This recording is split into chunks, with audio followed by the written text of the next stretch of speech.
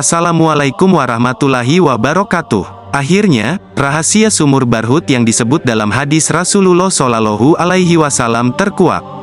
Menurut riwayat Tabrani, Nabi Muhammad Shallallahu Alaihi Wasallam bersabda, sebaik-baik air di atas permukaan bumi ini adalah air Zam-Zam karena di dalamnya terdapat zat yang dapat mengenyangkan dan obat dari penyakit. Begitu juga seburuk-buruknya air di atas permukaan bumi adalah air dari sumur Barhut yang terletak di Hadramaut, seperti kumpulan belalang yang di pagi harinya, sumur tersebut memancarkan air kemudian pada sore harinya mengering yang tidak terdapat bekas basah apapun di atasnya. Fakta terbaru mengenai apa yang benar-benar terjadi di dalam sumur tersebut terungkap. Bahkan, kita sekarang memiliki pemahaman lebih mendalam tentang bagaimana lubang dengan kedalaman lebih dari 250 meter ini terbentuk. Namun, dengan penemuan terbaru ini, muncul misteri baru yang perlu dipecahkan. Fakta yang berhasil ditemukan di dalam sumur tersebut belum sepenuhnya terungkap, dan masih banyak yang perlu diungkapkan. Yang pasti, ada banyak alasan mengapa penduduk setempat menyebutnya sumur neraka, termasuk cerita orang yang hilang secara misterius. Simak video ini sampai selesai. Banyak warga setempat mengaku melihat sosok makhluk bersayap menakutkan yang jauh lebih besar dari manusia. Ada juga laporan lain yang mencatat bahwa bau yang tak tertahankan telah tercium keluar dari sumur. Beberapa penduduk lokal bahkan menceritakan pengalaman mendengar suara-suara aneh dan teriakan menakutkan yang berasal dari dalam sumur tersebut. Di masa lampau, menurut penduduk setempat, sewaktu mereka mengalami kekeringan parah, penduduk sepakat untuk mengikat seorang pria dan menurunkannya ke bawah sumur untuk mendapatkan air. Ketika tali mulai turun, tiba-tiba pria itu berteriak. Saat penduduk menariknya, tubuh pria bagian bawah telah terputus dengan luka yang mengerikan. Pada suatu waktu dalam kegiatan militer di Yaman, seorang pria yang bernama Ammar Hussein Muhammad Osman menceritakan pengalamannya. Ketika sedang menjalani wajib militer di dekat sumur Barhut, dia menemui sebuah sumur kecil yang dahulu digunakan untuk latihan militer dan sudah lama tidak terpakai. Ketika mereka meledakkan sebuah bahan peledak, yang terjadi malah adalah keluarnya cairan hitam yang sangat berbau. Pria ini meyakini bahwa sumur kecil di kamp mereka memiliki hubungan dengan sumur Barhut, dan dia mengonfirmasi kebenaran hadis Nabi tentang betapa buruknya air yang berasal dari sumur Barhut.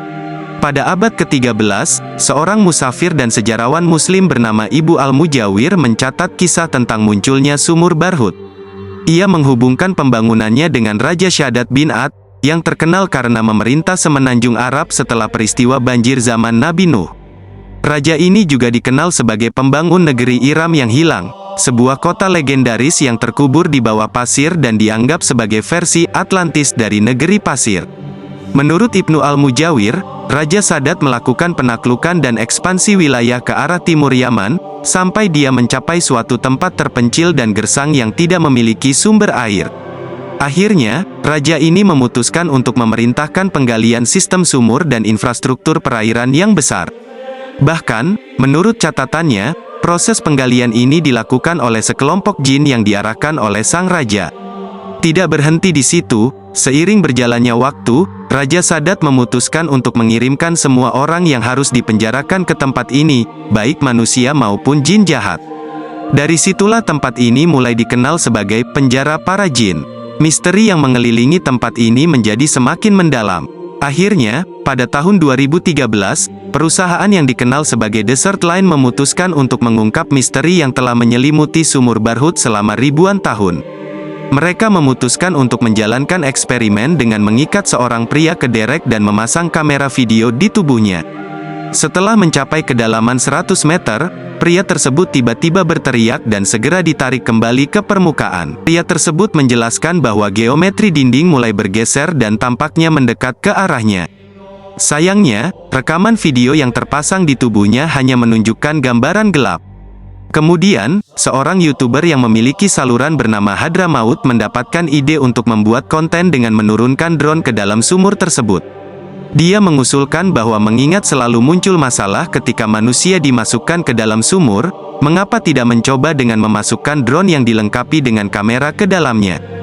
Dia berencana untuk menyiarkan peristiwa ini di saluran YouTube-nya. Pada awalnya, drone turun ke dalam sumur dengan normal, dan pemandangan di dalam sumur mulai terlihat. Namun, tiba-tiba drone berhenti dan mulai bergerak secara acak. Saya benar-benar tidak bisa mengendalikannya, kata pilot drone. Pada awalnya, drone bergerak dengan lancar ke bawah, kemudian tiba-tiba drone mulai kehilangan kendali dan mendekat ke dinding. Dalam sekejap, kamera yang terpasang di drone mengalami kerusakan dan tidak dapat merekam. Tiba-tiba, suara-suara aneh mulai terdengar, termasuk erangan dan lolongan yang misterius. Dan akhirnya, mereka memutuskan untuk mengakhiri ide gila ini. Mereka berkesimpulan bahwa siapapun yang datang ke sana akan merasa ketakutan dan tidak akan mendapatkan manfaat apapun, kecuali hanya melihat dan pergi. Setelah serangkaian upaya untuk mengungkap misteri sumur Barhut, kemudian, tim Al-Kindi tampil untuk mencoba mengungkap dan membongkar semua mitos dan legenda yang melingkupi sumur Barhut. Meskipun otoritas setempat dari Badan Geologi dan Sumber Daya Mineral tidak memberikan izin resmi kepada tim, mereka juga tidak secara tegas melarang, sehingga terkesan seperti mencuci tangan dan tidak mau bertanggung jawab atas apa yang mungkin terjadi pada tim Al-Kindi. Meskipun ada kemungkinan kegagalan dan tidak banyak dukungan yang ada, tim Al-Kindi tetap melanjutkan ekspedisi dan memasuki sumur. Ribuan warga yang datang untuk menyaksikan peristiwa ini, sebagian dari mereka bahkan berteriak meminta agar ide yang dianggap gila ini dihentikan.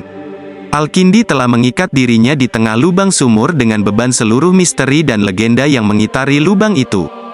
Dengan napas yang ditarik dalam-dalam, dia perlahan-lahan mulai turun ke dalam sumur Barhut. Awalnya, semuanya tampak biasa. Begitu dia mencapai kedalaman 30 meter, kata Al-Kindi, saat saya mencapai kedalaman 30 meter, saya mulai melihat dinding sumur dengan semua detailnya. Ini adalah momen yang sangat langka, dan saya benar-benar menikmati pemandangan ini. Namun, tiba-tiba, ada getaran di tali yang mengikatnya. Al-Kindi berhenti dalam perjalanannya ke bawah, di tengah kegelapan sumur neraka. Setelah beberapa saat, dia menyadari bahwa talinya tidak cukup panjang. Dia telah mencapai ujungnya, tanpa mencapai dasarnya. Al-Kindi tampak bukan pria biasa. Dengan tenang, Al-Kindi menarik keluar peralatan khusus dan memberikan instruksi kepada tim di atas untuk melemparkan tali yang lebih panjang. Setelah tali baru disambut dengan baik, Al-Kindi melanjutkan penurunannya ke dalam sumur, melangkah lebih dalam daripada yang pernah dilakukan oleh siapapun sebelumnya. Dengan pencapaian ini, akan tercipta catatan sejarah baru yang, pada akhirnya, Al-Kindi berhasil mencapai dasar sumur.